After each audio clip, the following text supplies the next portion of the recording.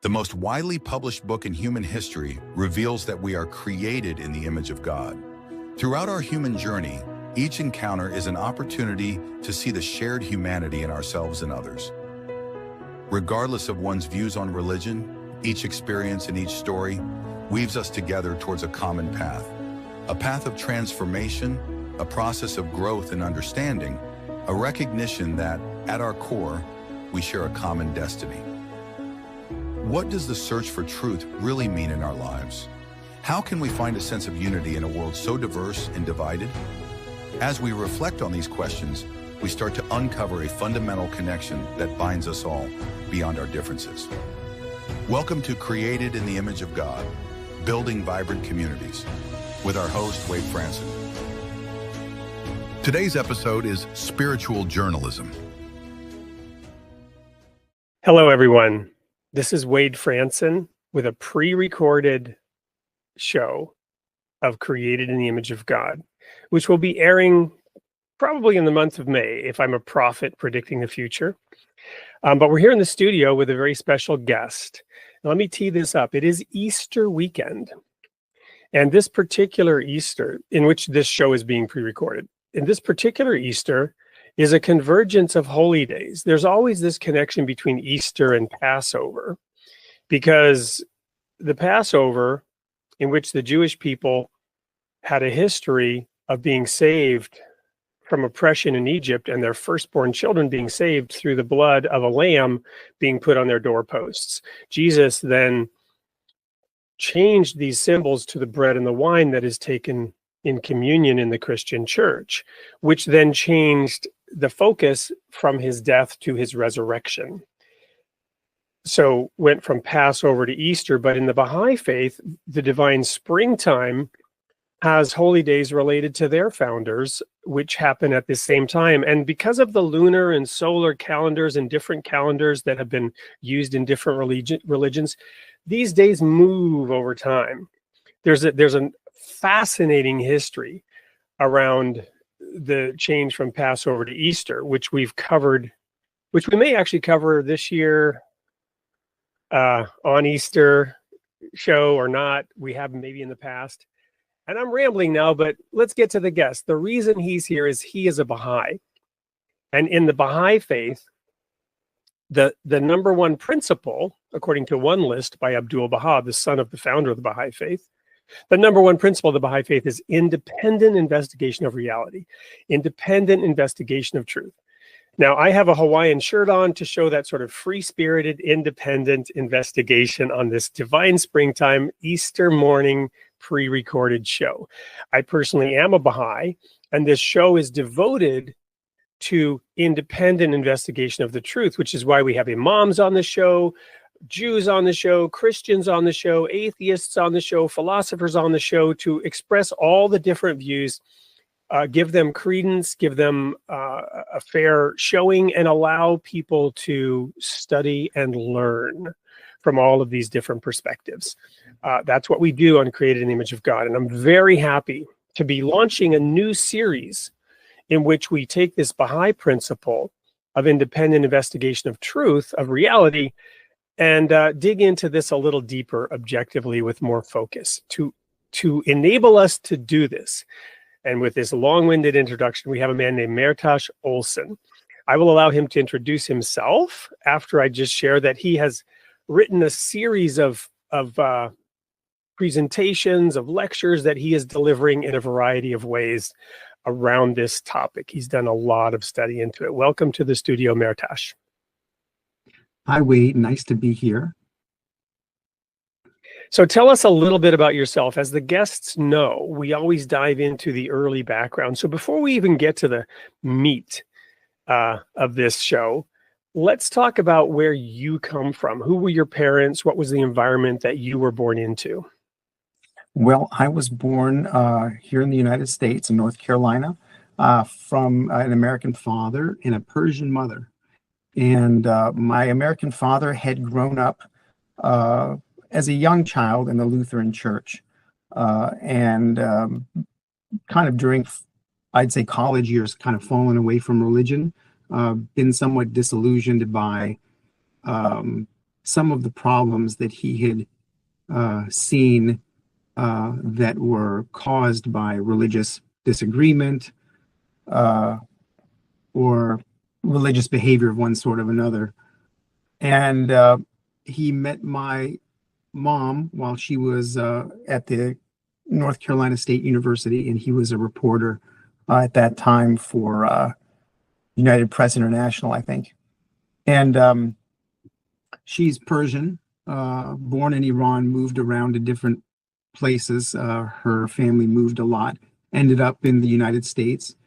And when she and my dad met, they had a special link because my dad had just a few years prior worked in the Peace Corps in Iran, teaching English in a little village. And so he had learned some Persian. And so he would communicate with her when they first met in that way. And that was a special link. And they ended up getting married. My mom was born a Baha'i.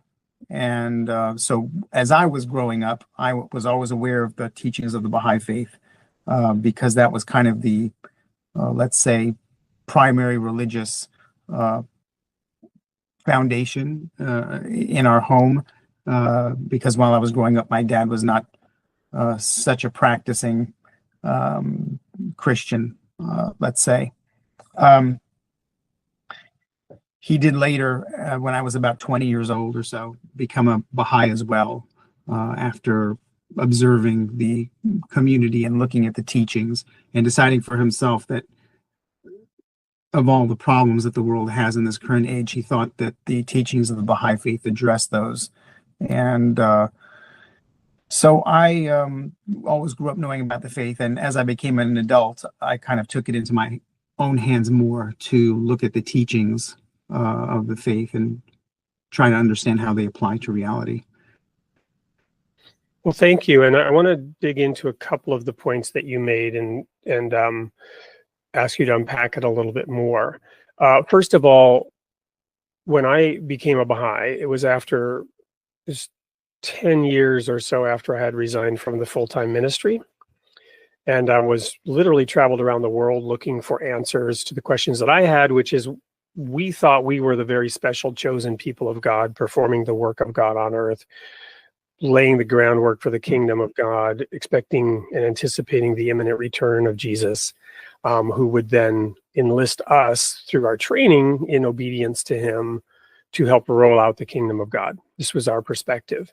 When a big schism ripped that church apart, mirroring the domestic kidnapping that I had had as a child, forcing me to choose sides, I didn't want to do that. I knew that this was fundamentally wrong, that this schism was fundamentally wrong, no matter who was, quote, right, unquote.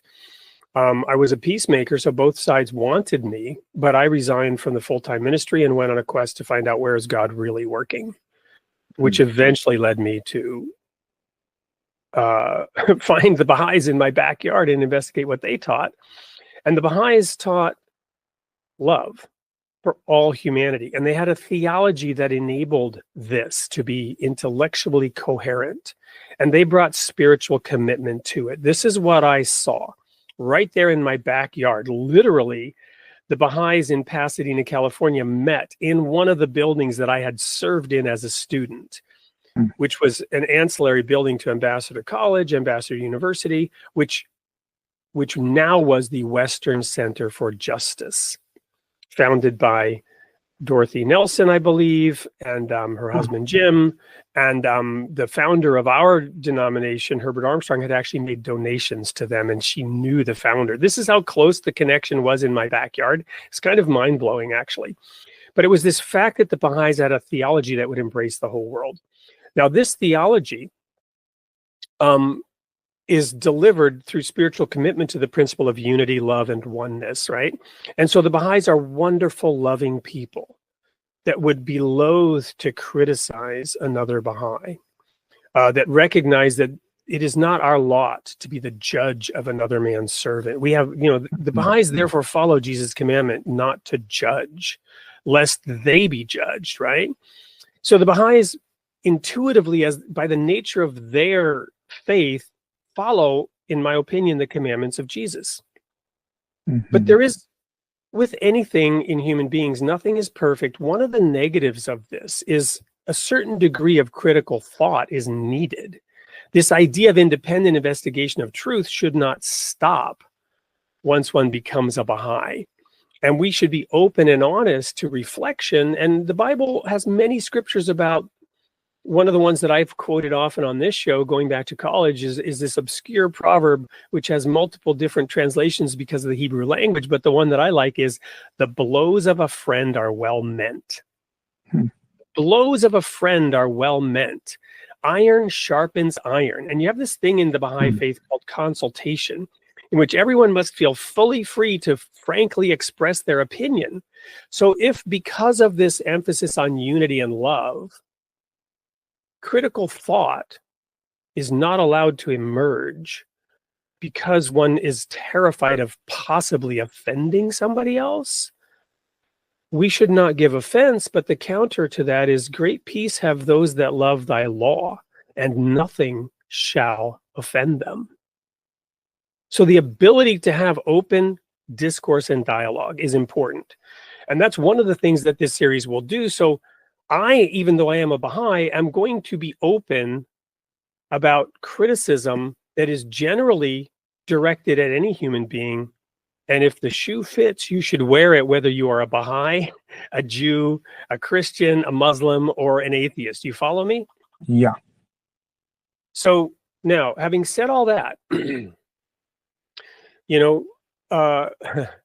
your father was disillusioned because of his experience with other Christian folks.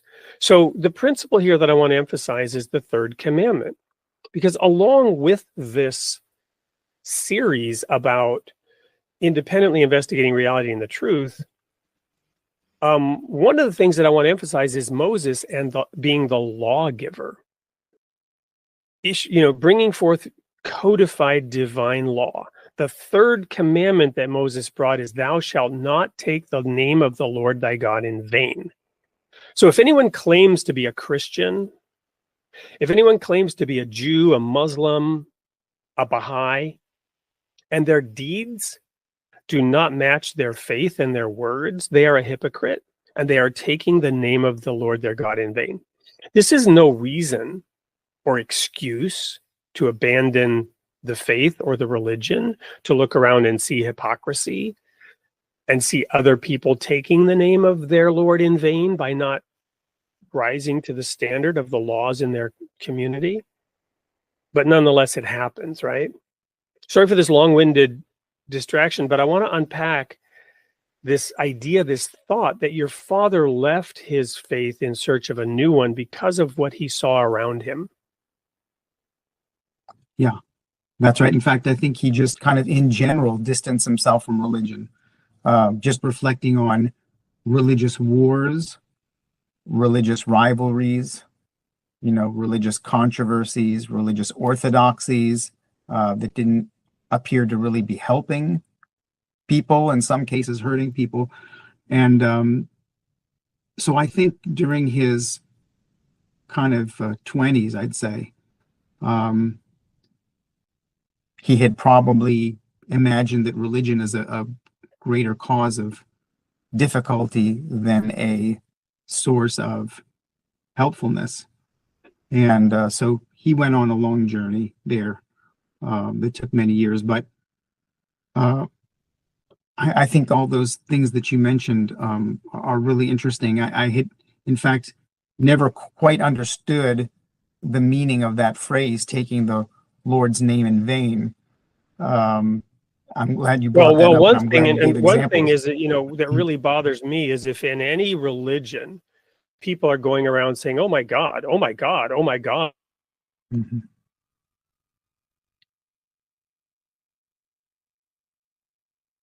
Giving offense. When I hear this in the Baha'i community, it's deeply offensive. And I know that single thing alone will keep devout religious believers from embracing the Baha'i faith, because they see it as a direct violation of the third commandment.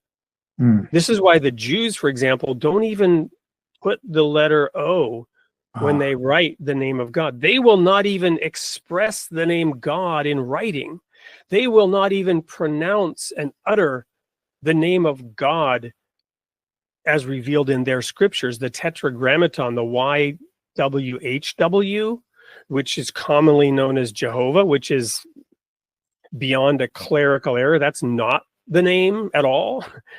You know, to be honest, that can be clearly be shown through scholarship and research that however that tetragrammaton is pronounced, it's most likely not Jehovah. The point is, the Jews take this commandment very seriously. And I respect and honor that reverence. I don't ridicule it and dismiss it as ignorant superstition, application of laws of the past. I take it as a sign of them taking their covenant very seriously. And so this is one point I want to make, not in criticism of anyone in specifically, but any religious group should look at themselves in the mirror if they are using the name of God so casually in everyday conversation. It's a cultural thing and it's wrong, in my opinion. Right? Thank you for explaining that specifically about the Jews, because I have a number of Jewish friends and I'd seen that and I wondered why. Sorry, well, yeah, it's like, it's deeply offensive. How dare you let me get out of this room? Lightning's going to strike us. Right? These are godless people who have no reverence for the king of all creation. They have no reverence. They have no humility to utter such heedless words. But the broader application, as I've just tried to explain, is your deeds, your actions. If you are known as a godly person, well, you had better live up to that. And your father saw that this is BS, right? Right. And so where I'm getting at, and this is one reason we dive into people's history, is I believe you've inherited some of that critical thinking, some of that analysis, some of that desire to get to the bottom of what's really true and what's real so that we can identify and eliminate hypocrisy and error and confusion. Yeah. Yeah, I you know, in my own kind of observance of current events in recent years, I think I just noticed a gap between what my own efforts to inform myself were, a gap between the things that I noticed and what was being reported all around me in popular culture, in traditional media sources. And that led me to look again at this principle of the independent investigation of truth, and also something else that you had alluded to earlier, which is this idea that from the clash of differing opinions comes the spark of truth, which Abdu'l-Baha mentioned. Well, and let me add, as I always do, the exact quote is only, right? Only. That's the only way. It's not just a possible way. He uses the word only. Only in the clash of differing opinions will the shining spark of truth emerge. No other way, dear friends, but to have an occasional clash, which is another point that, and again, this is going to sound like a Baha'i critique, but you know, if you go too far on the side of the other commandment, right, which is to only use words as mild as milk and to take great care that nobody is offended, which is also true and also in the Bahá'í Writings, but you must balance this out with the realization that unless there is an occasional clash, you will never arrive at the actual truth. Right. Because you don't have diversity. You might think that racial diversity is going to bring that, or that socioeconomic diversity is going to bring that. You look around the room and you see flowers of many different colors and you feel comfortable that we have diversity represented here. But the guardian of the Baha'i faith says diversity of thought and temperament is also important. So having a former I was called earlier this morning a former fire and brimstone preacher, and I laughed and I said, we didn't even believe in hell. How could you call me a fire and brimstone preacher? We didn't believe there was a hellfire, a literal hell. So we didn't preach that. That's what a fire and brimstone preacher is. You're going to go to hell. We didn't teach that because we didn't believe in a hell. We did believe in hellfire, but a kinder, gentler version of it, let's just say. And it wasn't our job to throw anybody into it. That was God's job. But it's funny that that's the perception, because my temperament does come from this idea that the blows of a friend are well meant, and also cry aloud and spare not, show my people her sins. So as a preacher, that was my job, to stand up and say, this is what we're doing wrong, folks. This is what we're doing wrong. You don't have that in the average Baha'i community. Yeah, I think there's this truth that if you're truly going to speak freely, you will risk possibly offending somebody. And so people have to want to have that space. They have to understand that the clash of opinions is necessary, and the clash of opinions does not mean the clash of people. People don't have to behave in ways that will estrange themselves from each other. Thank you. But they do need to be open to hearing all the voices, because when all the voices don't get heard, some of the voices go away, and that creates a somewhat more homogenous group, and that leads to groupthink, and it leads to skewed perception. And so it's vital to have diversity of thought and to welcome that, and to make sure that we're proactively creating a space so that everybody can be free to express themselves, everybody can be heard. Yeah, and we're going to go to our first commercial break here in a second, but allow me to conclude this opening segment with this. In an environment where you have, a strong aversion to those clashes arising, and you have somebody like me who comes in, I come from a different culture, a different temperament, and I'm a minority. Now, to the average Baha'i, I'm the superior white male. This is a racial gender bias that they have, knowing nothing of my background. They also might think I'm an American, which I am, but not by birth. I was not born in America. I was born in Canada of immigrant parents. So in a very disadvantaged childhood situation. I actually lived in a tent in Alaska with no water or electricity in 20 below weather to get through my senior year of high school. Wow. This is by any definition a disadvantaged, unprivileged situation.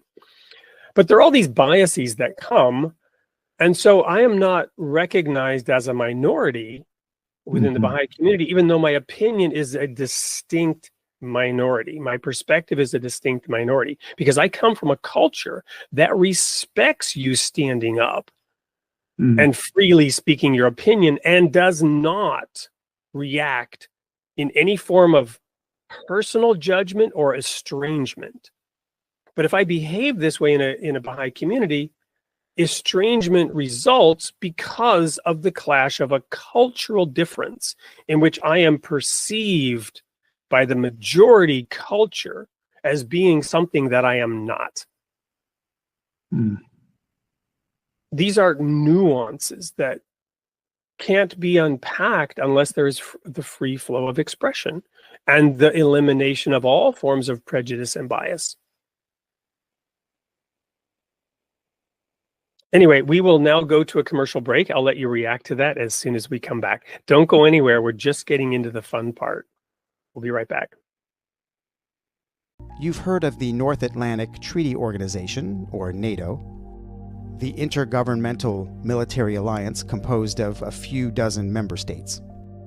NATO published a document in 2020 called Cognitive Warfare, describing how all humans are targets of propaganda meant to prejudice them against a designated foe. This type of strategy is referred to by some as fifth-generation warfare, or the battle of perceptions and information.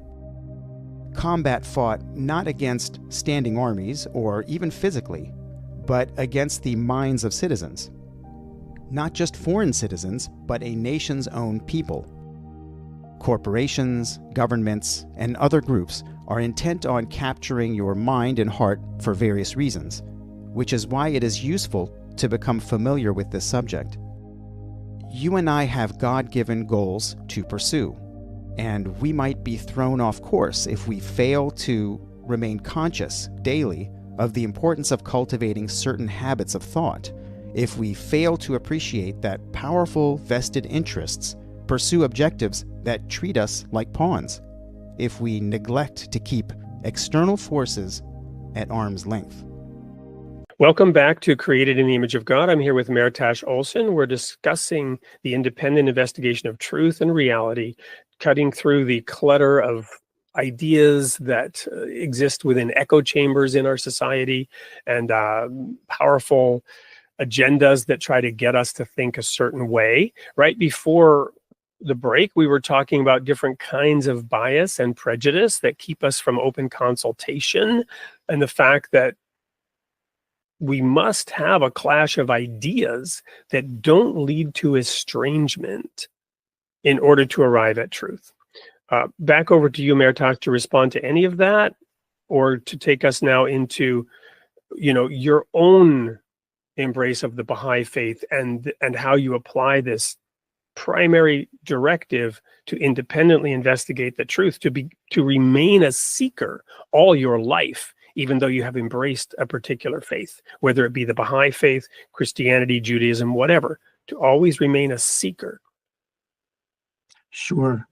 One of the my main let's say focuses in the past several years has been looking at sources of information and realizing that there's quite a discrepancy between different sources. Some of them, if you're talking about, let's say, traditional media sources, report on things one way. And then when you look at independent journalists, they'll often go much more into depth and present additional facts that are somehow absent from the larger, more established, well-known organizations. I wondered why that was, and so it just made me curious, and I continued to look and look. And what I, basically found is that, as probably everybody knows, large corporate media organizations take money from businesses, from corporations that want them to run ads. And they also take money from government. And I had not quite appreciated this. It kind of an American tradition, the media or journalism is kind of referred to as the fourth estate, this, say, other branch of power that is supposed to help check and balance, the existing branches of government. And I don't think it can well do that if it's taking money from government, if it's taking money from corporations to survive. That's going to create some sort of a conflict of interest, and that's going to create some sort of self-censorship within the news organization that will prevent truth from getting to the public. Now, the problem is the public generally regards all of these sources of information as being transparent, as being truthful. And so this creates quite a difficult scenario where there's a large percentage of the population that believes in one version of topic X. And once you look under the hood, let's say, you realize that there's actually a lot more going on to this topic. And Hey, allow me to pause you for a moment.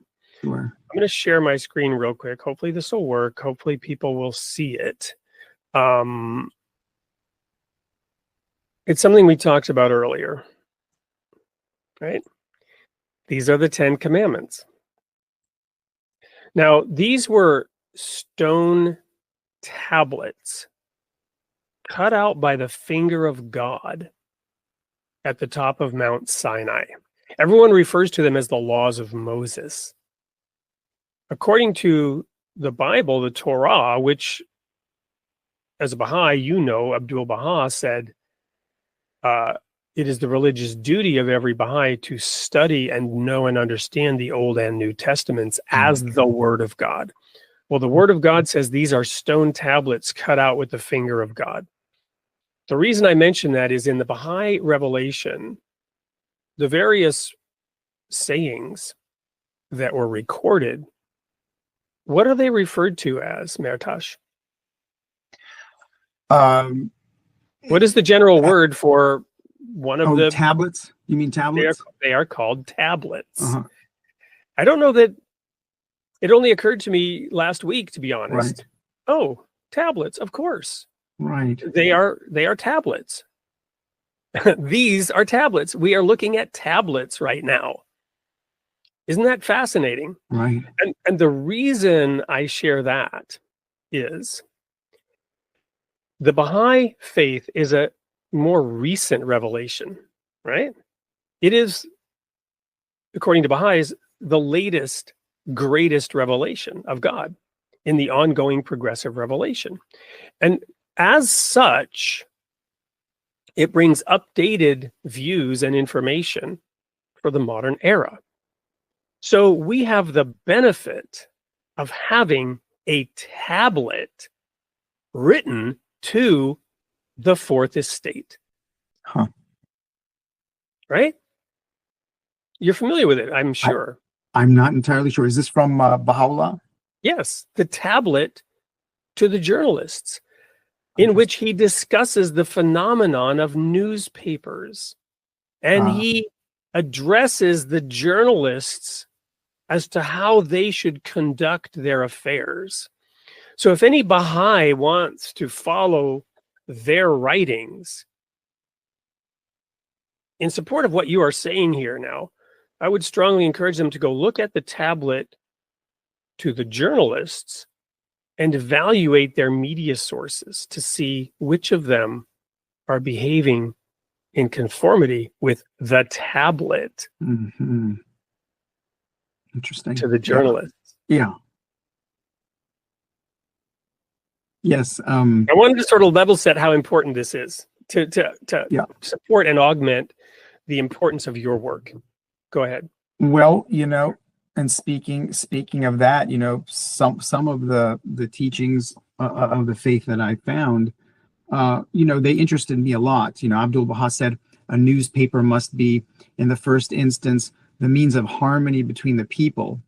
And I'm sorry, I hadn't focused on that particular aspect. Really, I wonder who is striving for that today. Right. It's remarkable. It just seems like you turn on the news and feel so bad. And, it seems like there's the idea of the culture wars, just being front and center in so much of news reporting, which just have the effect of pitting people against each other. Are you pro this? Or are you anti this? Are you a believer in this theory? Are you a denier of this theory? All of these labels, divisive, right? These labels. You're a science denier. You are a this. You're a libtard. You are a white extremist. You are you are destroying democracy. No, you are. Right.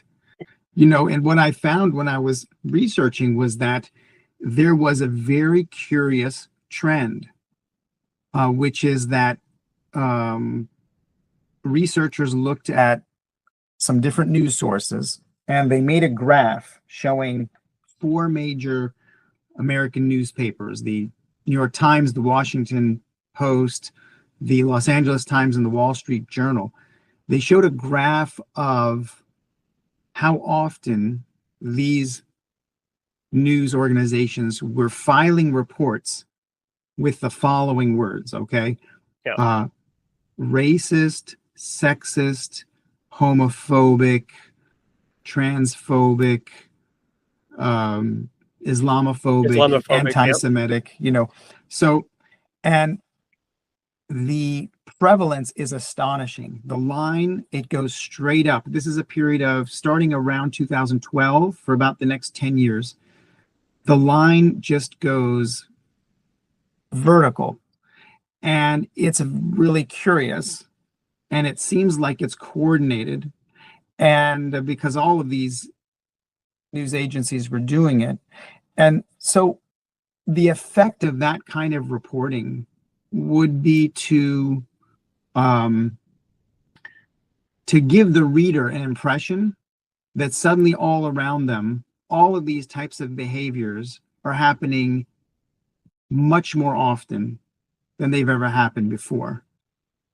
And the effect of that on cultural, let's say, community conversations, on any type of, outlook and dialogue would be to push people towards hysterics. And how often have you heard in the past 5-10 years, right-wing extremist, conspiracy theorist, or any of these phobic terms that we just mentioned 2 minutes ago. And so, the media has quite an impact on how people think. And I was just very interested to continue pursuing this course of study because Abdu'l-Baha is reported as saying in Paris Talks, the reality of man is his thought. And what current power centers understand is that, if you can influence thoughts, you can do any number of things. The pen is mightier than the sword. The pen is mightier than the sword. That's an excellent saying.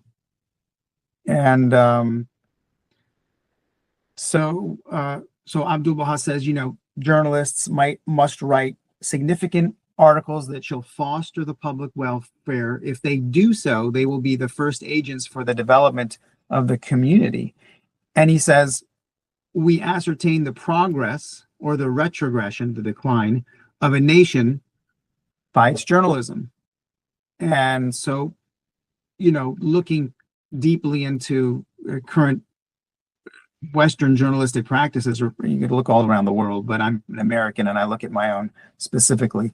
That's something to be concerned about, because I don't think the state of our journalism in any way mirrors what is found in religious teachings about how to treat each other. And the one silver lining here is that I feel like because of the internet, so many independent journalists who are trying to behave ethically have been able to leave large corporate media institutions to develop their own platform that they just do a subscriber model off of, and they're only answerable to their readers, to their subscribers. They're not taking any money from government. They're not taking any money from businesses. And so they don't have any pressure to censor themselves or to select certain stories rather than others. They can just look at important stories and share those. And so I anticipate that's just going to continue to grow, because I think more and more people are realizing they can't really take at face value what they are seeing on the television and reading in the newspapers. Yeah, well, I think that's a good point to go to a commercial break. Let me wrap up a couple of things and summarize here. We have a tablet to the journalists. in this day and age from a divine source recognized at least by the Baha'is. In it, it outlines that, newspapers, journalism should be to unite people. But there are also other things about how that's done. It's not groupthink. It's not political sloganeering. It's not, coercing people to support their government or anything of the kind. It's because they are also elsewhere told to objectively put forward the facts, objectively, right? And if they are trustworthy, and those who review it should be looking at, are they trustworthy? Are they biased? Is there a source of funding? There's this phrase about follow the science. And then the answer to that is, well, they told me to follow the science.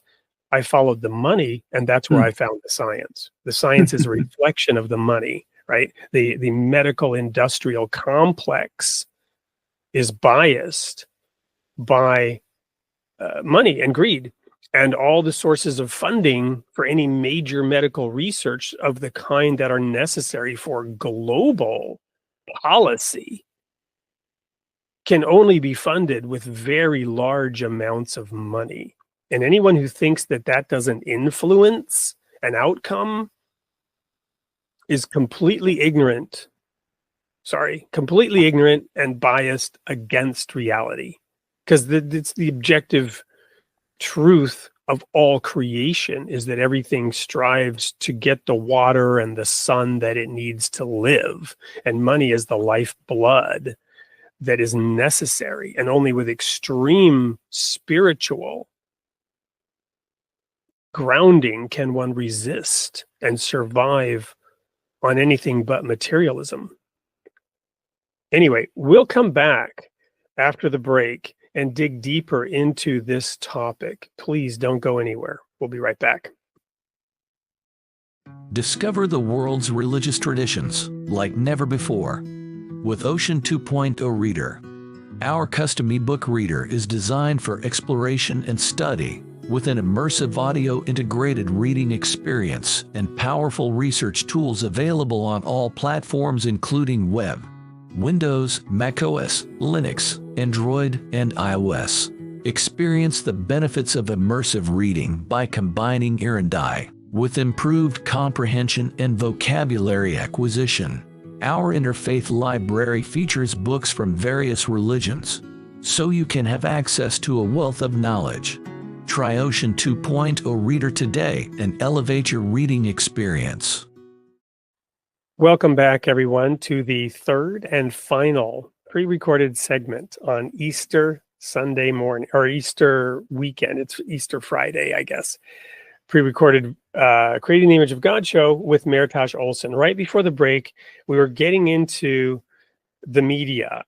We talked about the tablet to the journalist that Baha'u'llah revealed and how they are not filling their calling. And Mehrtash was sharing his perspective on how the echo chambers are built, and that this is playing to, building division. You shared, Mehrtash, and I want to comment on this briefly, that there are a few independent political commentators who only respond to their audience and not big money.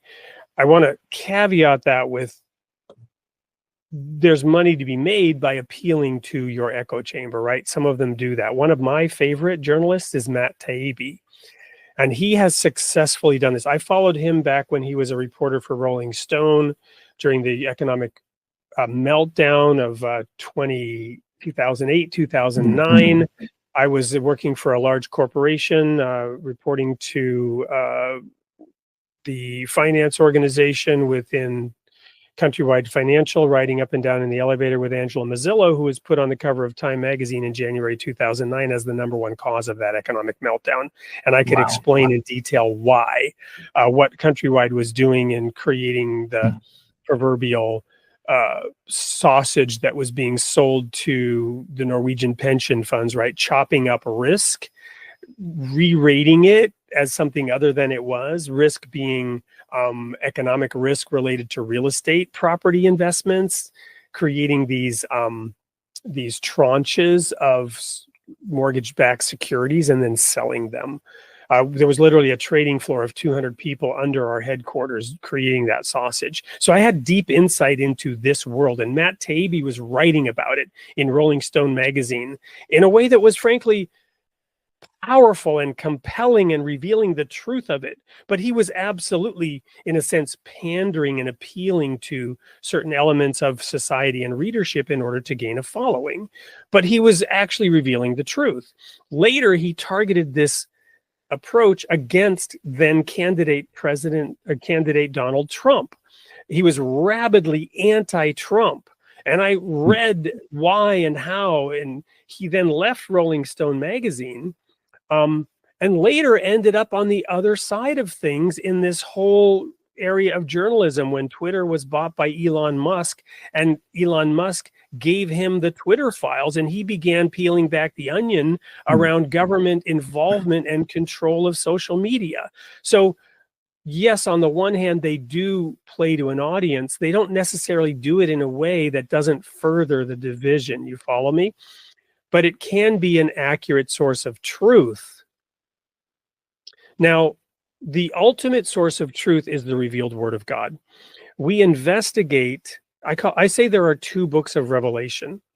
There is the book of Revelation that is the revealed book of God, the revealed word of God, and then there is the creation itself, which is the greater revelation of God. Creation itself is, in a sense, more powerful than the word of God, because for the word of God to influence you, you have to accept its validity. But creation itself forces you to deal with the reality of how God has structured the universe. The revealed word is potent, and anyone who accepts it can rapidly learn and grow through it. But over time, creation itself will teach all humankind. The essential union of religion and science, I believe, will happen when both scientists and religionists recognize the true source of their curriculum and the totality of their curriculum. When religionists recognize that God has a religious curriculum across all religions, that hasn't happened yet. And when all scientists recognize that creation is in fact the revelation of God, and they haven't accepted that. When these two truths are accepted, we will finally have unity of science and religion. Until then, we do not and will not and have not had it. They are in conflict with each other because both of them are confused. Both of them are in their infancy. Having said all that as a backdrop, the revealed word of God gives light and clarity. Baha'is recognize that the grandson of Abdul-Baha continued sharing and interpreting the Holy Writings. So the most recent interpretation of anything that has been revealed by God that is available to us is from the Guardian. Would you agree with that statement, Mehrtash? Yeah. Anything past the Guardian, Baha'is do not accept as a valid interpretation. Nobody else is authorized to interpret the writings. The Universal House of Justice of the Baha'i Faith is authorized to apply the writings and to weigh in on matters not revealed. But they may not reinterpret the writings. They must only follow existing interpretations by Abdul-Baha and the Guardian. Is that accurate? That's accurate. That's how I understand it. So here is the Guardian of the Baha'i Faith talking about racism. Let's look at this for a moment. And the reason I bring this up is this context of how the media exacerbate differences and echo chambers. The Guardian wrote, and remember, this is the language of the time. There was no offense meant by this word, even though today it is considered offensive and racist. That was not at all a part of the Guardian's thought or writings. This was an accepted term at the time that was not considered racist. I'm sure people will recoil in horror at the fact that I'm using a word that today is considered racist, even though it was not racist at the time it was written. That alone should give people pause, if you let that sink in, about how we retroactively judge the past. Be that as it may, the Negro race has been and still is the victim of unjust prejudice. And again, this was written in the 30s or 50s, maybe 60s even. I'm not sure when. The Guardian died in what? 57. 57. So this may have been written anywhere from 1930, 1940, 1950 to the American Baha'i community from Lights of Guidance. That's what that is. I'll have to look up exactly when it was written. The Negro has been and still is the victim of unjust prejudice, and it is obviously the duty of every Baha'i, Negro or white, to do all in their power to destroy the prejudices which exist on both sides. On both sides. Let me repeat that a third time. On both sides. They can do this not only by exemplifying the true Baha'i spirit in all their associations and acts, but also by taking an active part in any progressive movements aimed at the betterment of the lot of those who are underprivileged. And remember the context of, let's say the 50s. Progressive movements of the 50s might be very different than progressive movements of 2020 or 2025. Take part in any progressive movements aimed at the betterment of the lot of those who are underprivileged. But here comes the key point I want to emphasize here. As long as these movements are absolutely non-political and non-subversive in every respect. Those are interesting choices of words in the 50s, because the movements were not necessarily political in the 50s. They were not necessarily subversive in the 50s. They were recognized as necessary and good by most people, except those who were truly caught up in entrenched racism. But today I submit that it would be hard to find a movement in this space that is absolutely non-political and especially non-subversive in every respect. Because what you were describing earlier, Mehrtash, seemed to be an indication that media has become subversive and that their main job seems to be subversive for whatever reason, whether that's to inflame conspiracy theories or passions, to get readership, to make money, or whether money is flowing in to use this to divide and conquer, to create and retain power structures. It would be hard, in my opinion, to find movements that help the underprivileged and better their situation that are not political and subversive and may in fact be doing more harm to the very groups that they're supposedly trying to help. What are your thoughts on that? And then I want to get into the body of work that you are doing to help people independently investigate reality, to come up with and provide actual solutions that address the issues on all sides of any given problem. Well, that last quotation is really, really interesting to me, and I had not remembered hearing it until I learned about it from you, and especially that last sentence is very powerful to me about being very cautious to be non-partisan, non-subversive, and stay away from that kind of activity. And in my recent research in the last months, let's say 6 months, I've been putting together this presentation. There was just, I just uncovered thing after thing that was very interesting to me. One thing that an image that I captured was like a receipt from a government spending website, which I sent to you. Maybe you can put that up on the screen. It shows how the United States government, the Department of Defense, gave Reuters, which is a news wire service, money. It gave them funding for the purpose of, if you look in the bottom right corner of the receipt, this is how it's categorized, how it's coded. It's for active social engineering defense. It's for large scale social deception.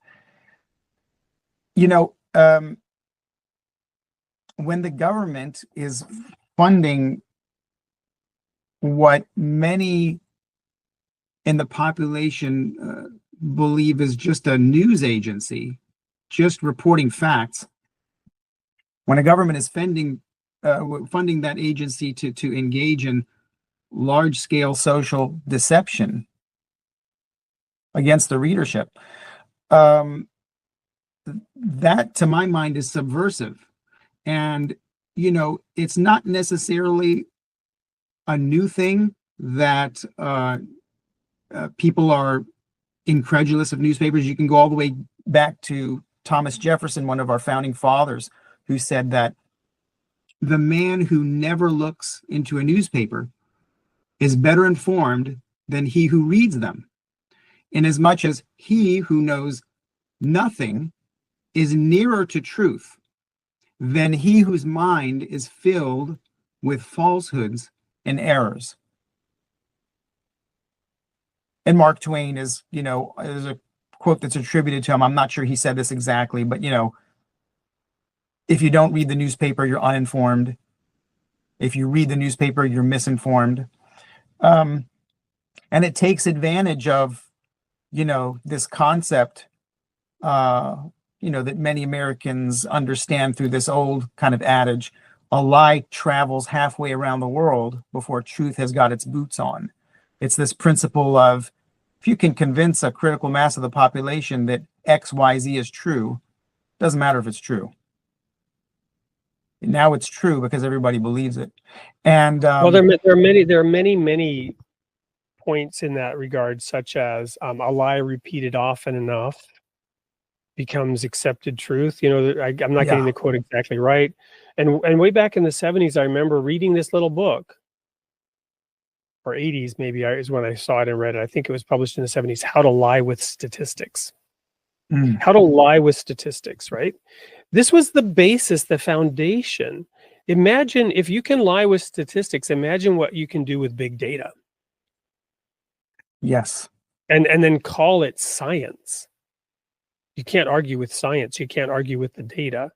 And yet bias, and I talked to an economist, a professor of economy, maybe we'll have him on the show in the near future, but he told me, don't use that term bias. He said it is an incentive structure. Use the term incentive structure. There is an incentive structure which causes the information to be presented in the way that it is. That is, that's exactly right. In my presentation, one of the things I find is a bunch of medical journal editors from very prestigious medical journals like New England Journal of Medicine and British Medical Journal and The Lancet, who come forward to express real concerns about the condition of the modern science industry. And here's one of the things Richard Horton says, who is a editor of the Lancet up until 2023, I think. He says, the case against science is straightforward. Much of the scientific literature, perhaps half, may simply be untrue, afflicted by studies with small sample sizes, tiny effects, invalid exploratory analyses, and flagrant conflicts of interest, together with an obsession for pursuing fashionable trends of dubious importance. Science has taken a turn towards darkness. And I quote several of Horton's other editorial colleagues in other medical journals saying essentially the same thing. And these are really, these are people, these are not anonymous trolls on the internet, spewing conspiracy theories. These are well-established professionals working for highly reputable medical journals who have reputations to uphold, coming out and saying, folks, we got a big problem here. Looking at the corruption of science, medicine, research, government, and so on. And so digging into all these things made me juxtapose them against religious teachings and ethical principles. And I wanted to bring those to the attention of more people. And so what I did was I started to write a long essay. I chopped it up into a bunch of shorter chapters.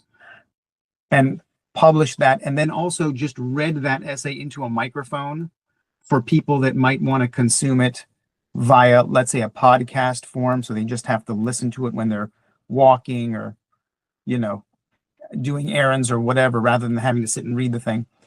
The title of this I gave was Skepticism, Sources of Information, and the Pursuit of Truth. And one of my main points that I'm hoping to get across is how important it is to maintain a posture of skepticism, of neutrality towards sources of information of all kinds, until such time as we personally can verify the claims. Because so often what is presented to us through traditional media, the established media that everybody relies on, you know, when you turn on the television, when you get the newspaper, or whether it's just popular culture, whether it's a TV show, whether it's one of these late night comedy shows on all the different channels, which are very political, in how they, you know, how they characterize current events.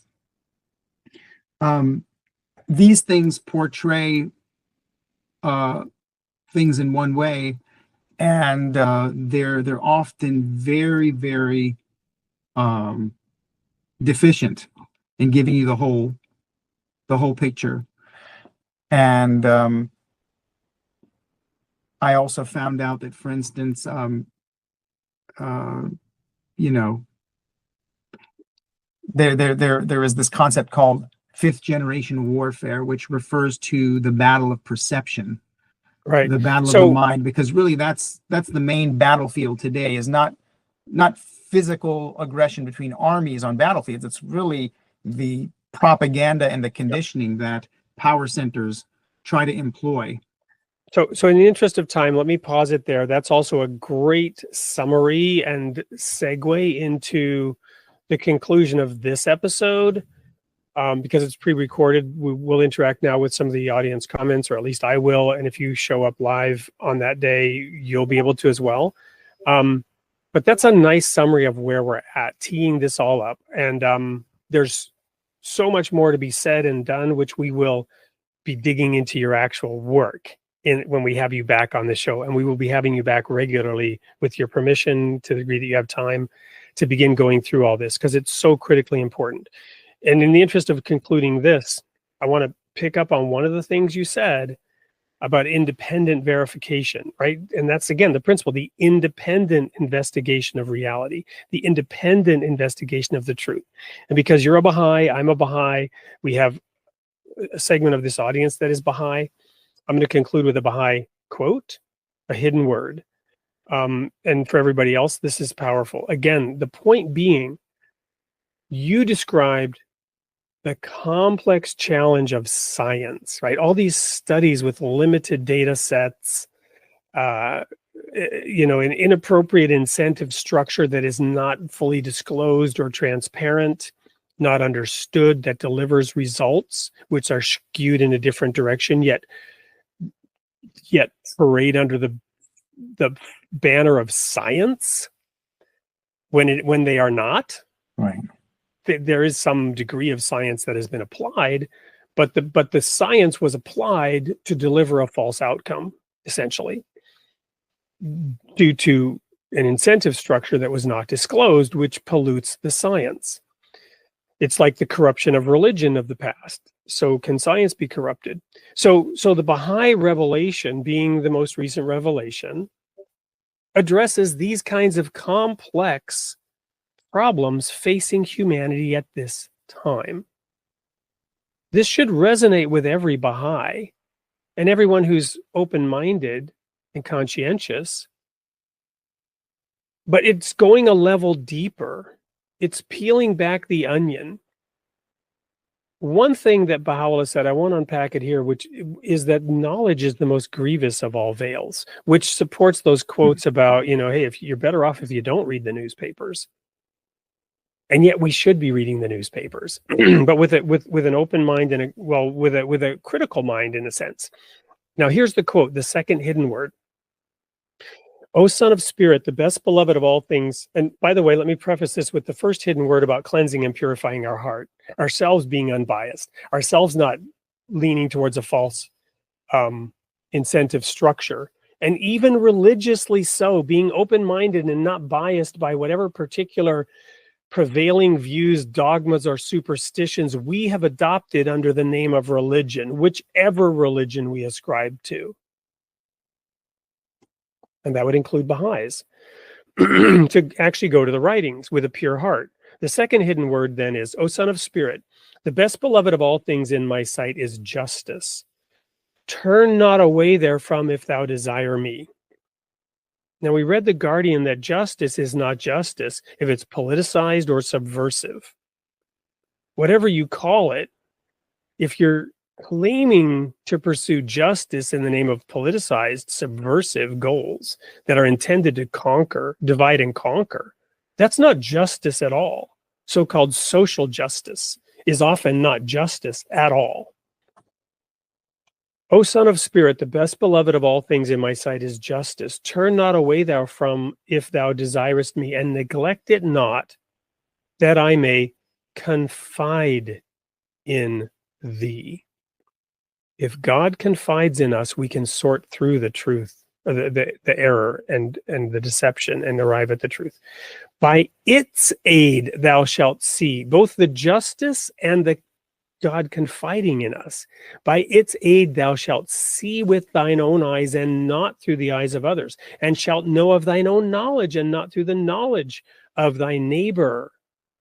Ponder this, ponder this, ponder this in thy heart, how it behooveth thee to be. Verily, justice is my gift to thee, and the sign of my loving kindness. Set it then before thine eyes. The independent investigation of reality and truth with an eye to divine justice, seeing things through the eyes of God, listening to the still small voice of God, confiding in us, will help us arrive at truth, justice, clarity.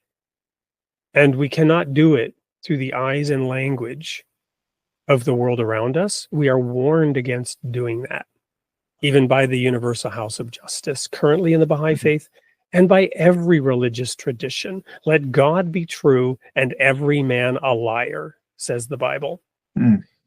Mehrtash, a couple of minutes left if you want to provide any closing comments before we wrap up. And we look forward to seeing you again next time. Sure. Thank you so much. I just made me think of this quotation from Abdul Baha, and I'll read it. God has given man the eye of investigation by which he may see and recognize truth. He has endowed man with ears that he may hear the message of reality, and conferred upon him the gift of reason by which he may discover things for himself. This is his endowment and equipment for the investigation of reality. Man is not intended to see through the eyes of another, hear through another's ears, nor comprehend with another's brain. Each human creature has individual endowment, power, and responsibility in the creative plan of God. Therefore, depend upon your own reason and judgment, and adhere to the outcome of your own investigation. Otherwise, you will be utterly submerged in the sea of ignorance and deprived of all the bounties of God. Wow, I had never heard that quote. Please send that to me. I'm now inspired as to where this will go next. Thank you, Mehrtash, for being here. We're going to go to a commercial break. When I come back, I or we, depending, I'm not a prophet, I or we, depending, will engage with the audience comments, and then we'll show you the sneak peek from next week's show. Don't go anywhere. We'll be right back.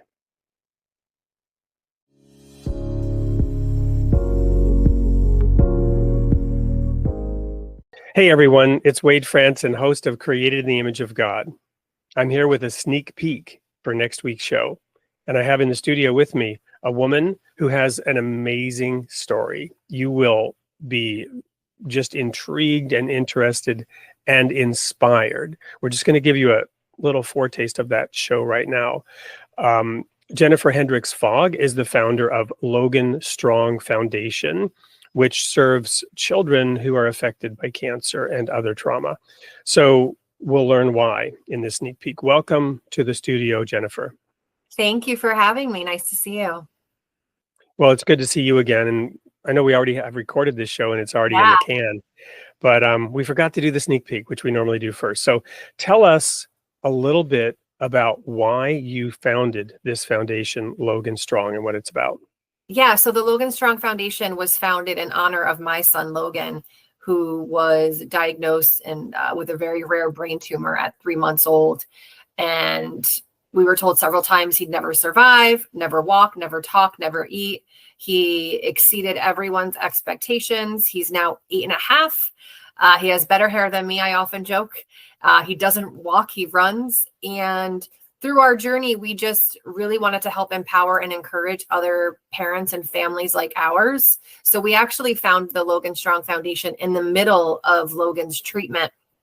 And we've grown for the past 8 years, and we help thousands of families on an annual basis through our local hospitals, but we also help families across the world, across the states as well. And I would put money on the fact that that picture to your upper left behind you is Logan. That's my guy, yeah, with a little man bun. Wonderful. Wonderful. So yeah, I am envious of that hair too. So the other thing I wanted to bring up in this sneak peek is how you found faith in the midst of that trial, how you didn't lose faith, but rather this is where faith came alive for you. Tell us just a brief 100%. Yeah. bit So about that. ironically enough, my middle name is Faith. My parents found the name out of a baby book. My father was an atheist. My mother's Catholic.